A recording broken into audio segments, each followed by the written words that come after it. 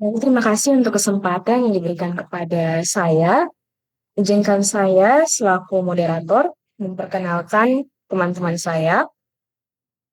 Ada rekan saya, Mario, Salsabila, Randy, dan Margareta. Pada kesempatan kali ini, kami akan berdiskusi dan mempresentasikan hasil diskusi kami berkaitan dengan identifikasi kasus terkait nilai berakhlak. Untuk kesempatan selanjutnya, saya persilakan kepada rekan-rekan saya.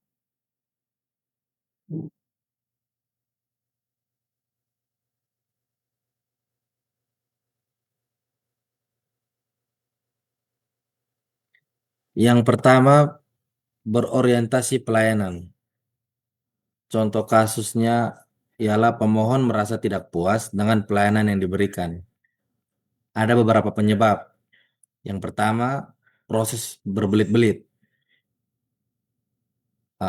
Kedua, petugas bersikap acuh tak acuh, tidak ramah, atau judes. Yang ketiga, sistem aplikasi yang sering error. Alternatif solusi yang kelompok kami tawarkan ialah yang pertama, digitalisasi dan otomatisasi. Yang kedua, mengadakan training service excellence atau pelayanan prima dan komunikasi empatik. Yang ketiga, melakukan perawatan berkala pada server dan sistem IT untuk meminimalkan downtime. Jika menghadapi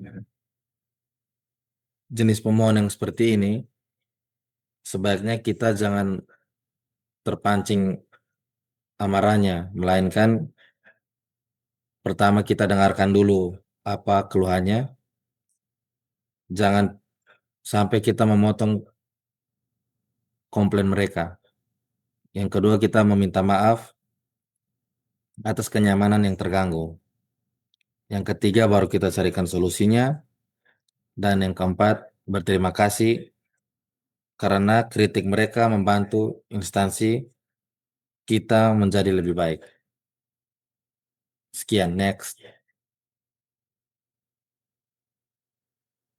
Selanjutnya yaitu nilai akuntabel. Di sini ada 3 faktor utama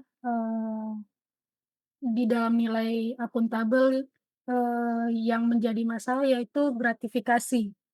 Faktornya yaitu sosial dan budaya. Yang menjadi penyebab yaitu beranggapan bahwa gratifikasi adalah tanda terima kasih atau adat ketimuran yang wajar. Kemudian faktor yang kedua yaitu sistem dan pengawasan, yaitu penyebabnya yaitu pelayanan yang berbelit-belit membuka celah bagi pemohon untuk memberikan uang pelicin agar urusan cepat selesai. Kemudian faktor selanjutnya yaitu kesejahteraan dan mentalitas, yang penyebabnya adalah tingkat pendapatan atau take home pay petugas yang dianggap belum mencukupi kebutuhan hidup. Nah, solusi untuk mengatasi gratifikasi yaitu yang pertama, membangun sistem pengendalian gratifikasi. Dalam hal ini adalah kebijakan no give policy, yaitu melakukan sosialisasi secara terbuka kepada publik bahwa instansi berkomitmen menolak segala bentuk pemberian, dalam hal ini parsel atau uang.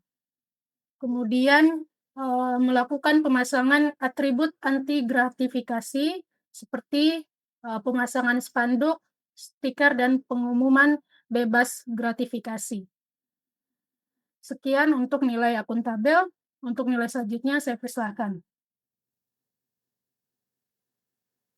Selanjutnya, kita masuk ke nilai kompeten, yang artinya terus belajar dan mengembangkan kapabilitas diri. Kasus yang sangat berkaitan dengan nilai kompeten yaitu hasil kerja asal selesai atau copy paste. Ini merupakan salah satu masalah yang sangat relate atau sering terjadi di instansi atau kantor kita. Penyebab yang pertama yaitu masalah beban kerja dan tenggat waktu, di mana ketika pekerjaan terlalu banyak dan deadline yang mepet, sehingga strategi bertahan adalah mengcopy paste milik teman. Alternatif solusi yaitu penerapan skala prioritas, di mana atasan harus memetakan tugas supaya bisa menghindari namanya copy paste. Terus yang kedua, ketiadaan standar mutu dan feedback dari atasan. Hal ini biasanya terjadi karena atasan tidak memeriksa hasil kerja yang sudah kita kerja. Terus solusi yaitu melakukan review berkala, di mana atasan harus memberikan feedback kepada pekerjaan yang kita lakukan, bukan hanya saja berkata oke, sudah selesai. Jadi, jika misalnya atasan memeriksa atau melihat terjadi copy paste, dia bisa mengembalikan pekerjaan tersebut dan melakukan revisi secara total. Terus, yang ketiga, rendahnya motivasi kerja dan rasa memiliki, di mana kita merasa pekerjaan kita tuh hanya rutinitas administratif, sehingga kita tidak memberikan kualitas yang baik. Alternatif solusinya yaitu gelar outcome sharing, di mana hasil kerja kita atau laporan yang kita susun dapat berguna untuk mengambil keputusan besar dalam kemajuan kantor atau instansi kita. Sekian dari saya. Baik, yang keempat adalah nilai harmonis. Nilai harmonis berarti saling peduli dan menghargai perbedaan. Tempat kerja yang harmonis ditandai dengan minimnya konflik horizontal, tingginya rasa toleransi, dan terciptanya lingkungan kerja yang harmonis. Nah, masalah yang kita ambil di sini yaitu yang pertama, kebiasaan bergosip, menjatuhkan rekan kerja di depan atasan, atau enggan berbagi informasi. Nah, alternatif solusi yang ditawarkan adalah yaitu melakukan saluran konseling atau mediasi. Biasanya diperlukan atasan atau pihak lain yang dapat menjadi mediator netral jika terjadi konflik pribadi antar pegawai sebelum masalah itu membesar. Yang kedua, konflik kedua adalah adanya kelompok-kelompok atau circle. Nah, untuk alternatif solusinya sendiri yaitu membuat team building lintas divisi.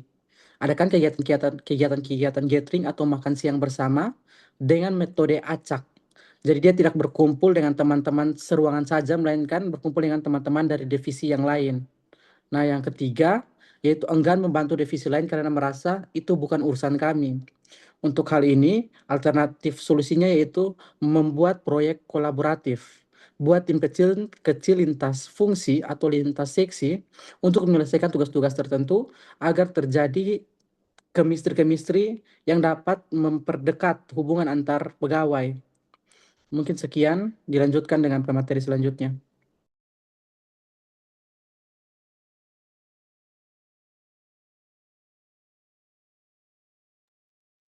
Selanjutnya berkaitan dengan nilai loyal, merupakan salah satu pilar penting dalam core values berakhlak.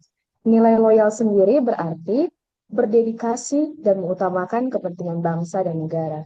Di dunia kerja, loyalitas bukan berarti kepatuhan kita kepada atasan yang salah, melainkan kesetiaan pada nilai-nilai organisasi, kode etik, menjaga nama baik instansi, serta komitmen menjaga rahasia jabatan. Kami memaparkan salah satu kasus nyata yang terjadi, yaitu berkaitan dengan membocorkan rahasia kantor. Hal ini biasanya disebabkan yang pertama karena keceplosan atau tindakan yang sengaja membagikan data internal. Lalu yang kedua berkaitan dengan frustasi atas kebijakan kantor, lalu meluapkannya dengan cara membuat status negatif atau menumpahkan teh, spilling the tea in the social media. Alternatif atau solusi yang kami tawarkan, untuk tindakan yang pertama, kami menawarkan penandatanganan NDA atau Non-Disclosure Agreement. Dan untuk yang kedua, kami menawarkan solusi membuat panduan bijak bermedia sosial bagi pegawai. Di dalam nilai loyal, kita harus mempraktikkan rumus 3M yang dikenal dengan menjaga nama baik, mematuhi kode etik, dan memprioritaskan kewajiban.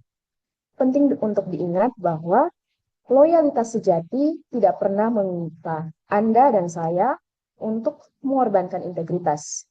Menjadi loyal berarti menjadi pelindung terbaik bagi nilai-nilai kebaikan dan nama baik institusi tempat Anda dan saya mengabdi. Sekian dilanjutkan oleh rekan.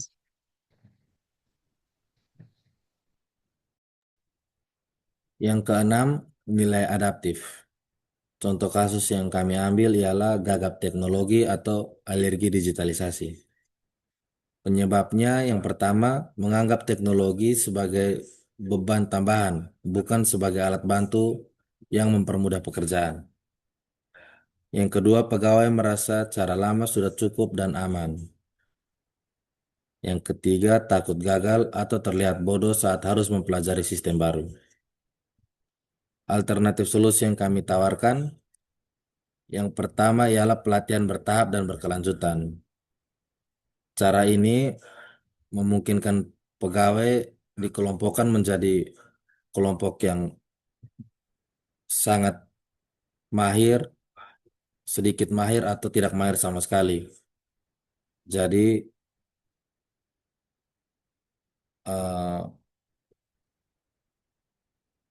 pihak kantor dapat memberikan pembelajaran sesuai dengan takaran SDM pegawai masing-masing. Yang kedua ialah sosialisasi urgensi perubahan. Kita harus bisa memetakan kira-kira teknologi atau digitalisasi mana yang paling penting dan paling relevan dengan kebutuhan kantor sekarang. Yang paling penting inilah yang akhirnya kita dorong para pegawai untuk bisa dan mahir sebelum mereka terbuka dengan digitalisasi yang lain. Yang ketiga ialah pendampingan. Hal ini menjawab pertanyaan para pegawai yang takut gagal atau takut terlihat bodoh saat harus mempelajari sistem baru. Dengan pendampingan ini mereka diarahkan dengan teknik dan cara belajar yang tepat dan cepat. Sekian.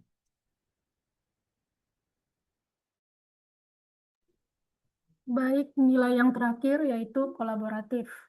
Masalah dalam nilai kolaboratif yaitu silo mentality atau ego sektoral.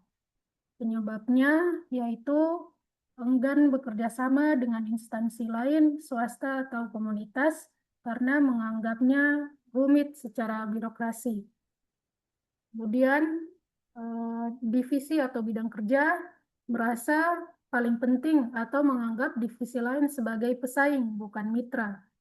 Kemudian penyebab selanjutnya yaitu merasa takut anggarannya atau kinerjanya tersaingi.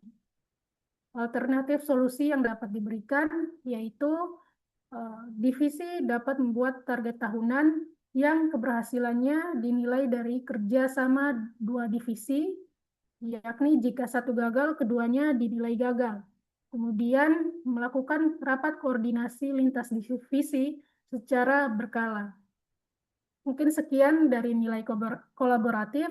Selanjutnya saya berikan kepada moderator. Baik, terima kasih kepada rekan-rekan yang sudah memaparkan hasil diskusi. Pada akhir presentasi ini, kita dapat melihat bahwa mengidentifikasi kasus penerapan nilai berakhlak bukan soal mencari siapa yang salah dan siapa yang benar. Tujuannya satu, yaitu memastikan setiap tindakan kita di lapangan tetap selaras dengan tujuan organisasi dan harapan publik. Kasus yang tadi telah kita bedah menunjukkan hal-hal kecil yang sering dianggap biasa, namun berdampak besar. Kalau kita terbiasa untuk mengidentifikasi dan menganalisisnya dengan cepat dan tepat, maka keputusan yang kita ambil akan lebih objektif, pelayanan jadi lebih konsisten, dan kepercayaan publik pada institusi ini akan terjaga. Terima kasih atas partisipasi aktif dan diskusinya. Mari kita bawa hasil diskusi hari ini kembali ke unit kerja kita masing-masing, bukan hanya sebagai catatan, tapi sebagai standar kita bekerja. Saya Angel sebagai moderator, mewakili teman-teman, mengucapkan terima kasih atas waktu dan kesempatan yang diberikan. Sekian.